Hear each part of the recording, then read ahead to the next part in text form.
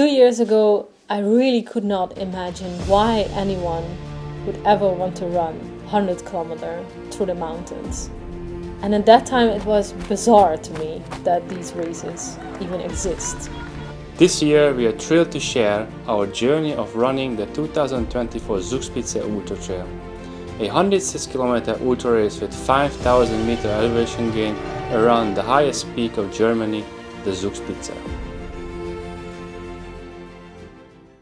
I am Robert. And I'm Annelieke, and this is the story of our first 100 kilometer mountain trail race. So it all started 2 years ago when Robert decided to sign up for a 100 kilometer mountain race because he fell in love with the mountains and he wanted to challenge himself. He had no idea what it was like to run over 100 kilometers in the mountains, and he took his training serious in that time. However, due to a lack of experience, he had to drop out after 76 kilometers and 19 hours of running.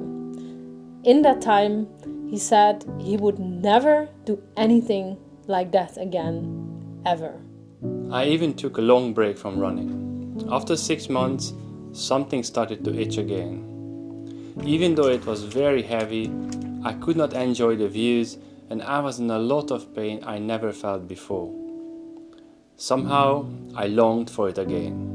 And I also started running. We hiked a lot and then we found this beautiful race in the Swiss Alps in 2023. A 50 kilometer course with over 3,000 meters of elevation gain. I felt terrified going into this race, but it turned out to be the best day of my life. It completely opened my eyes that this is what we want to do, and I learned that you can do so much more than you think. Doing a race together changed the perspective for me. Sharing this experience, motivating and supporting each other when it gets tough, crossing the finish line together made me realize that this is what I want to do. Because we love this so much, we decided to go back to Zugspitze Ultratrail, but this time together.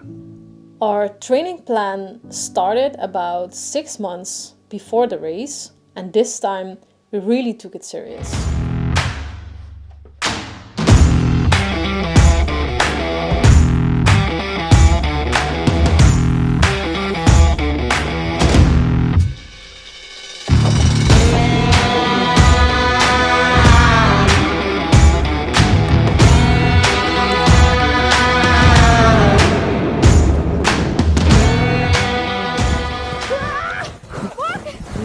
Decided to follow a couple basic principles in our training. First of all, 80% of the training should be zone 2 training. This means running in zone 2 of your heart rate, and it is meant to train your body to endure. The rest of the training should be then focused on speed. The 10% rule, meaning that you should increase the mileage per week only by 10%. And lastly, every 4th week in the training plan should be a deload week to give your body time to rest and recover a bit before building up again the next 3 weeks. We love the process. Following a training plan for a 100 kilometer mountain race means spending a lot of time outside, in good and bad weather, in cold and heat. A big challenge for us that we live in a very flat area in the Netherlands. This means elevation and technical training is very hard. Luckily, there is one hill a bit close to our house that is a former garbage dump. It is 40 meters high, so we would spend hours to just run up and down that hill. And in our training, we were also very lucky that our dog wanted to join very often.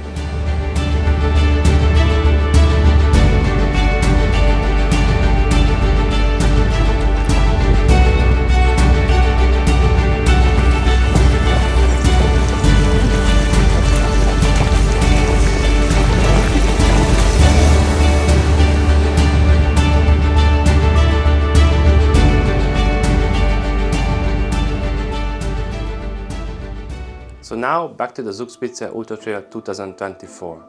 The race starts on Friday at 10:15 in the evening in Garmisch-Partenkirchen. This is about 8 hours driving from our home in the Netherlands. We arrived around midnight on Wednesday, and we were lucky we could stay at a good friend just a few kilometers from the starting line. On Thursday, we enjoyed the trail running fair in the city center. We picked up our bib and we made sure we had good food during the day. And in the evening, we participated in the shakeout run that was organized by Salomon. It was an easy 5-kilometer run with some elevation, and we felt pretty good.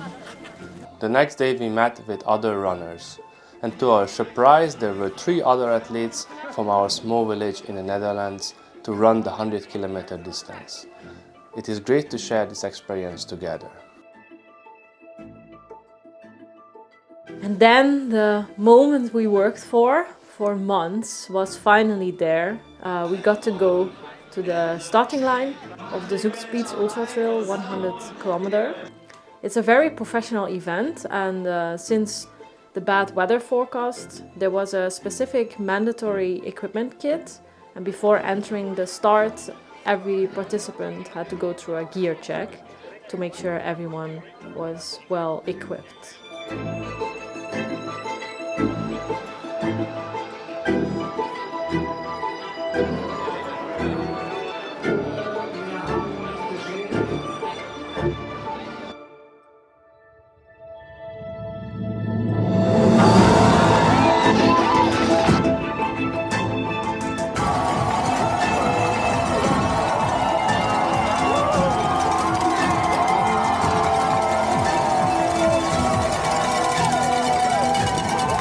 The first 6 kilometers of the course were flat. The pack stayed quite together on this part. Just before the first climb, the route narrowed into a single track, causing a little traffic jam.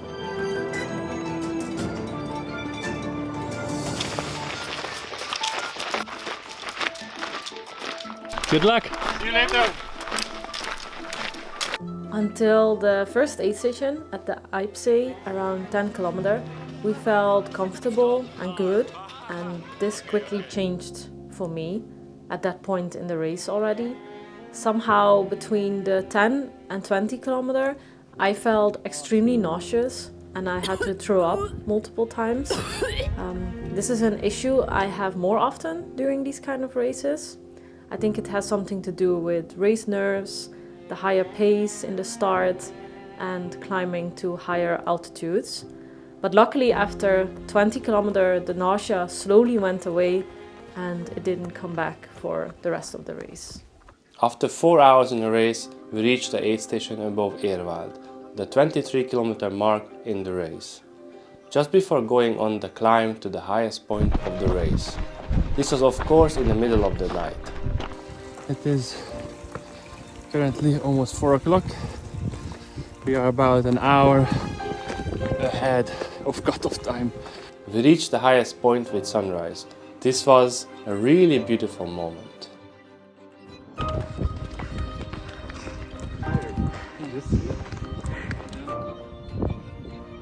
30k done. Highest point of the race. The conditions after this point on a descent were challenging. There was still quite some snow on the course, and where there was no snow, it was very muddy and slippery. It is fun, but exhausting on a 100-kilometer route, and it takes you a lot more time to go down.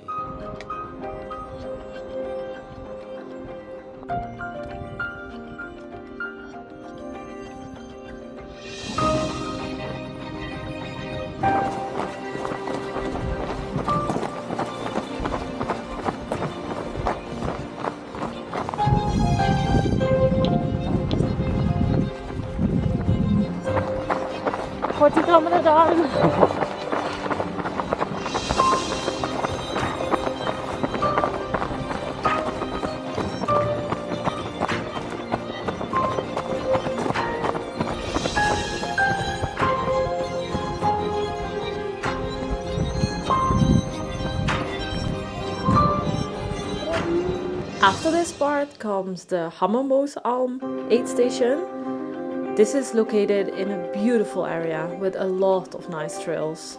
We very much enjoyed this part and the next uphill, and we had new energy on this new day after the sunrise. We catched up here with another Dutch guy who was doing an amazing job, since his furthest distance ever before this was a marathon.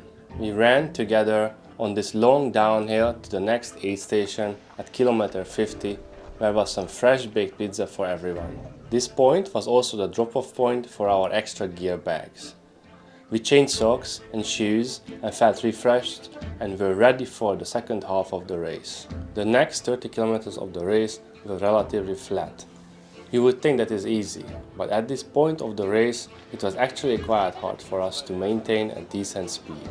There are also less views to enjoy, since the paths go more through dense forest. At kilometer 65 it also started raining.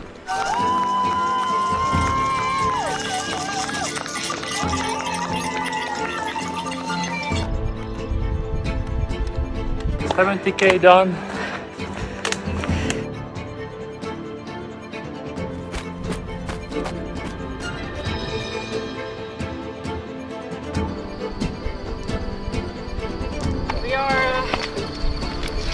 We entered the pain cave.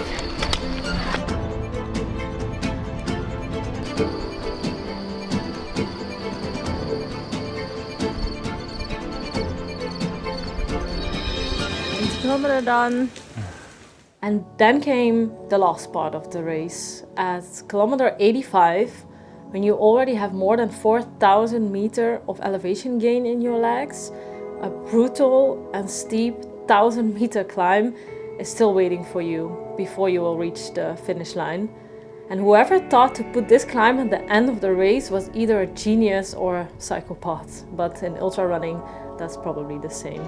I had a very hard time on this last climb. I felt still relatively good at this point. This might have been due to that I had another surprise under my sleeve and I needed to stay strong and positive. When we finally reached the top of the climb, we felt relieved that we had done all the climbing of the race. And it was only about 6 kilometers to the finish line. 100k done. What's the finish? Almost there. But these last kilometers were very steep and wet.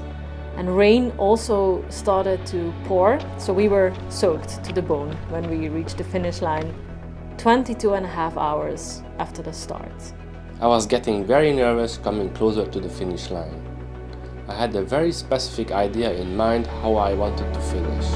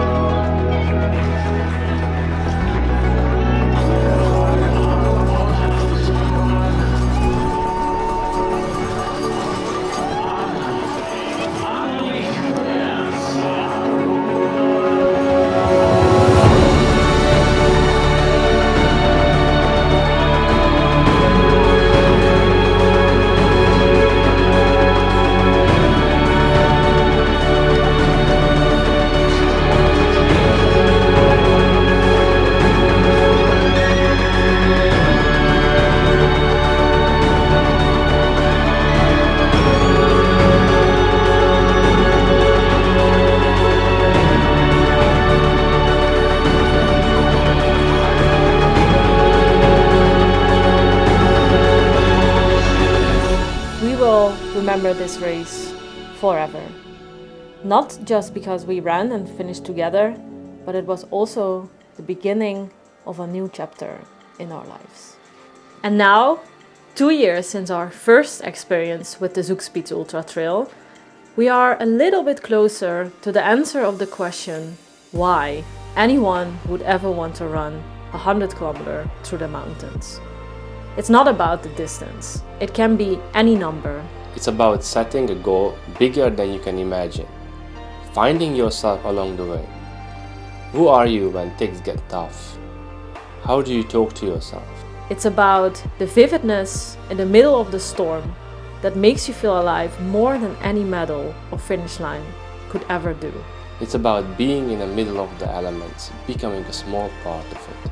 It's about the insecurity, if you're even able to do it, the excitement, the nerves. It's about proving yourself that you can do so much more than you think.